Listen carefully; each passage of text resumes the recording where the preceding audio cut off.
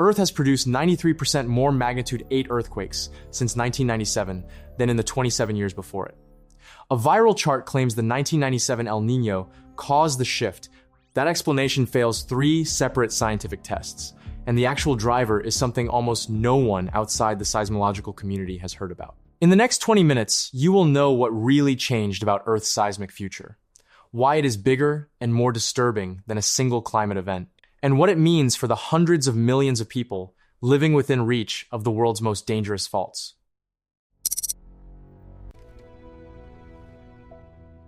A chart started moving fast through online communities over the past several days, and it is making a sharp, specific claim about Earth's largest earthquakes. From 1970 to 1997, the world recorded 15 earthquakes of magnitude 8.0 or greater. From 1997 to today, the world has recorded 29. That is a 93% increase in total count. The annual rate rose roughly 80%, from about 0.56 events per year to about 1 event per year. The chart ends with a single causal sentence. 1997, El Niño changed things. It travels with the hashtag CDIGR, climate-driven increase in global risk, and it is being shared by people who watch the earthquake catalogs every day and who feel that something on this planet has shifted. Here is what the chart gets right. The statistic is real. If you pull up the United States Geological Survey COMCAT catalog tonight, or the Global Centroid Moment Tensor catalog, and you run the dates yourself, you will get numbers very close to 15 and 29. The exact count depends on how you handle boundary events at the magnitude 8 threshold, but the order of magnitude of the difference holds up. The chart is not fabricated. The pattern it describes exists in the data. Here is what the chart gets wrong. The El Niño explanation fails 3 separate scientific tests, and the actual cause of the post-1997 increase is bigger, slower, and far more disturbing than a single climate event in the late 1990s. The threshold the planet has quietly crossed is real. The driver is not what the chart says it is. And the consequences of the actual driver will be felt by hundreds of millions of people within the working lifetimes of everyone watching this video. The post-1997 increase is not spread evenly across 29 years. It concentrates in a 14-year window that opened on December 26, 2004, and effectively closed around 2018. That window contains the Sumatra Andaman earthquake at magnitude 9.1 to 9.3, the 3rd largest instrumentally recorded earthquake in human history, which generated the Indian Ocean tsunami that killed more than 230,000 people. 3 months later came Niño at magnitude 8.6. Then Pisco, Peru, in August 2007 at magnitude 8. Bengkulu in Sumatra, a month after that, at 8.4. Samoa in September 2009 at 8.1. Mal, Chile, in February 2010 at 8.8, the 6th largest earthquake ever recorded. Tohoku, Japan, in March 2011 at 9.1, the 4th largest ever recorded, the event that killed almost 20,000 people and triggered 3 reactor meltdowns at Fukushima Daiichi. Iquique, Chile, in April 2014 at 8.2. Illapel in September 2015 at 8.3. Chiapas, Mexico, in September 2017 at 8.2. That is 10 unambiguous magnitude 8 or larger events in 13 years. Including borderline cases like Wenchuan in 2008 and Sulawesi in 2018, the count reaches 11 or 12 in 14 years. For comparison, the global long-term average is approximately 1 event per year. The 14-year window contains roughly the expected total count, but the events are concentrated in a way that makes the window look anomalous. 2 of the 5 largest earthquakes ever recorded in instruments happened within 7 years of each other, on subduction zones that pre-event hazard assessments had not flagged as capable of those magnitudes. Here is the part the chart obscures. From January 2019 through May 30th, 2026, the global record contains approximately 5 to 7 magnitude 8 or larger events. That is a rate of about 0.7 to 1 event per year, essentially the long-term average. The cluster did not continue. The rate dropped back toward the mean. Whatever produced the 2004 to 2018 window had a defined start, a defined end, and a defined duration. It is not a permanent regime shift that began in 1997 and continues today. The chart implies it does. The data shows it does not. Seismologists have been arguing about this cluster for almost 20 years in the peer-reviewed literature, and the conclusion that has emerged is something almost no one outside the field has heard. There are two camps. The first, led by Buffet and Perkins, in a 2005 paper in the Bulletin of the Seismological Society of America, argued that the cluster represents a coherent global pattern of seismic moment release that exceeds random expectation. The second, including Ammon, Lay, and Simpson in 2010, Andrew Michael in 2011, in a paper titled Random Variability Explains Apparent Global Clustering of Large Earthquakes. Shearer and Stark in 2012, in a paper titled Global Risk of Big Earthquakes Has Not Recently Increased. And Daub, Trugman, and Johnson in 2015 argued the opposite. Their Monte Carlo simulations showed that a cluster of the observed magnitude could be produced by random variation in a Poisson process with the long-term rate, and that the cluster cannot be rejected as random at standard statistical confidence levels. The mainstream scientific conclusion, as of 2026, is that the cluster is real in the catalog, but the case for a regime change cannot be made from the data alone. This is not a cover-up. The catalogs are openly published. The papers are openly published. The conclusions are openly debated at conferences and in journals. The framing that mainstream science is hiding a post-1997 shift is contradicted by the existence of papers explicitly titled to refute the regime change interpretation. What is true is that this debate has not been widely covered in mainstream news, and the population watching the catalog every day is encountering a science communication gap, not a conspiracy. The viral chart fills the vacuum. The El Niño causal claim fails on physics in 2 minutes flat. The strain energy released by a magnitude 8 earthquake is approximately 6 times 10 to the 16th joules, about 10,000 times the energy of the Hiroshima atomic bomb. The strain energy released by a magnitude 9 earthquake is about 30 times larger than that. A strong El Niño event redistributes warm water across the equatorial Pacific, producing a sea level signal on the order of 10 to 20 centimeters across the basin. The resulting vertical stress change on the seafloor is on the order of a few kilopascals, perhaps as high as 10 kilopascals at the absolute upper bound of the physically plausible range. The accumulated tectonic stress on a locked subduction zone segment between great earthquakes is on the order of several megapascals. A megapascal is 1,000 kilopascals. So the stress signal from a strong El Niño is roughly 1/1000th of the stress that has accumulated on the fault by the time it fails. 3 orders of magnitude. That is not a gap that can be closed by clever physics. The fault is going to fail when the accumulated tectonic stress exceeds the frictional strength of the locked interface. An El Niño can, at most, shift the timing of an already loaded fault by days to weeks. It cannot cause the failure of a fault that was not already at the threshold. The temporal sequence makes it worse. The 1997 to 98 El Niño dissipated by mid-1998. The first event of the 2004 to 2018 cluster, Sumatra-Andaman, occurred more than 6 years later.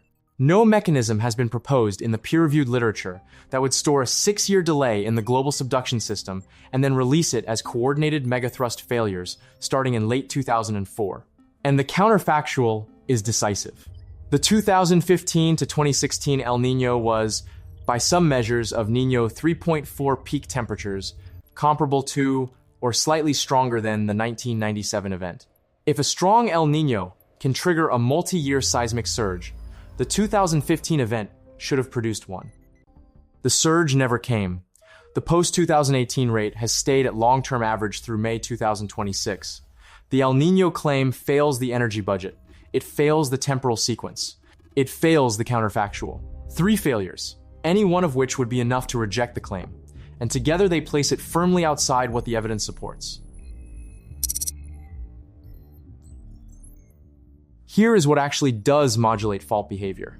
A real, peer-reviewed body of work has established that climate-driven mass redistribution at Earth's surface measurably affects seismicity on already loaded faults.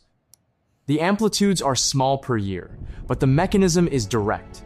The effect is reproducible across multiple study areas, and the cumulative implications over decades and centuries are exactly the kind of slow, sustained modulation the viral chart should have been pointing at. The foundational modern paper is Bettinelli and colleagues, published in 2008 in Earth and Planetary Science Letters. They documented that the Himalayan range exhibits a seasonal cycle of small to moderate earthquakes that correlates with the seasonal cycle of monsoon water loading. During the monsoon, the Ganges foreland is loaded with enormous volumes of water that compress the underlying crust. The rate of small earthquakes in the mountains drops by about 20%. During the dry season, the load is removed, and the seismicity rebounds. The mechanism is direct. Surface mass loading increases the normal stress on faults, inhibiting slip. Unloading reduces normal stress, permitting slip. Heki, working in Japan in 2003, documented the same effect from snow load cycles. Johnson, Fu, and Bergman published a paper in Science in 2017 showing the same modulation of Sierra Nevada seismicity from snowpack and groundwater loading, measured directly with GPS. Craig, Channard, and Calais published similar findings for the New Madrid seismic zone in Nature Communications in the same year. None of these papers say climate causes great earthquakes that would not otherwise occur. They establish the mechanism. The earthquakes themselves are still produced by the accumulated tectonic stress from plate motion that is set by the long-term tectonic budget, not by climate.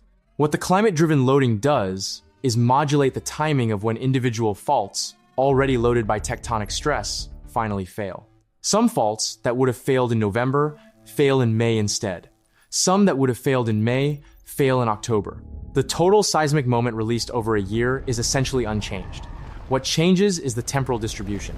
That is the form every well-documented climate modulation of seismicity takes a timing modulation, not a creation modulation.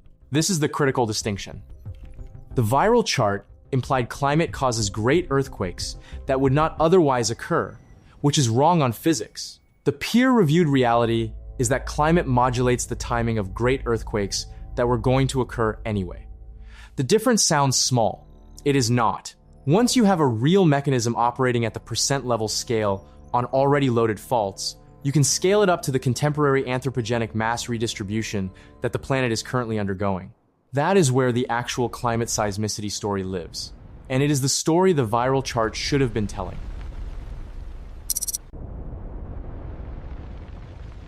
There are 3 contemporary mass redistribution mechanisms operating on the planet right now, all driven by anthropogenic climate change, all measured directly by satellites and ground networks, all sustained and accelerating.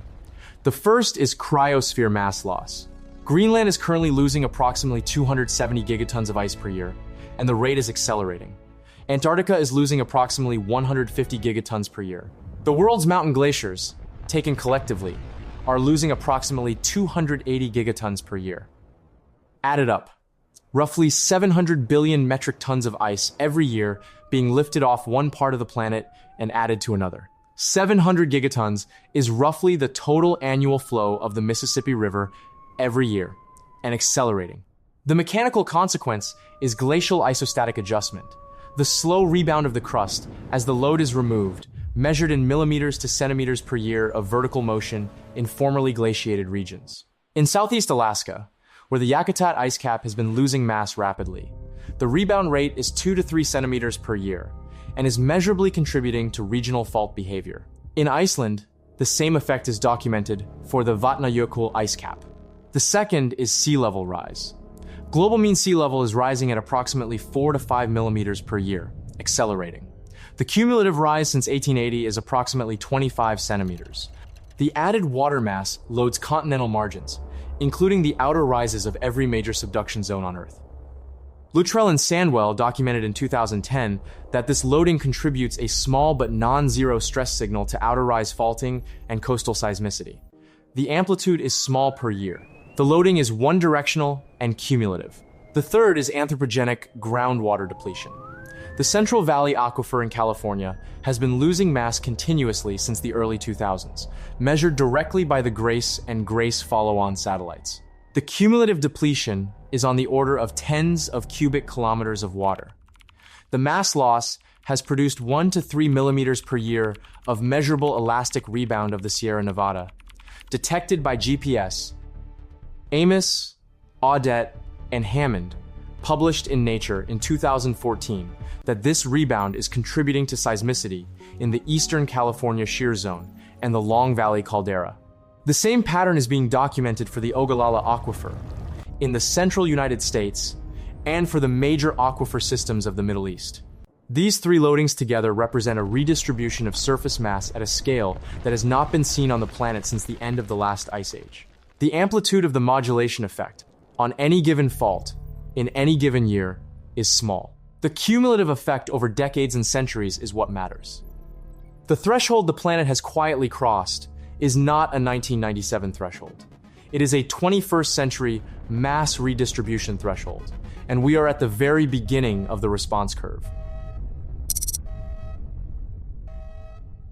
The reason this matters in 2026, in a way it would not have mattered in 1996, is that the underlying baseline of what subduction zones are capable of has been fundamentally reassessed since 2004.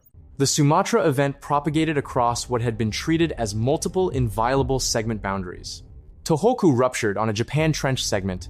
The Japanese headquarters for earthquake research promotion had assigned a relatively modest probability of producing a magnitude 9 event within 30 years.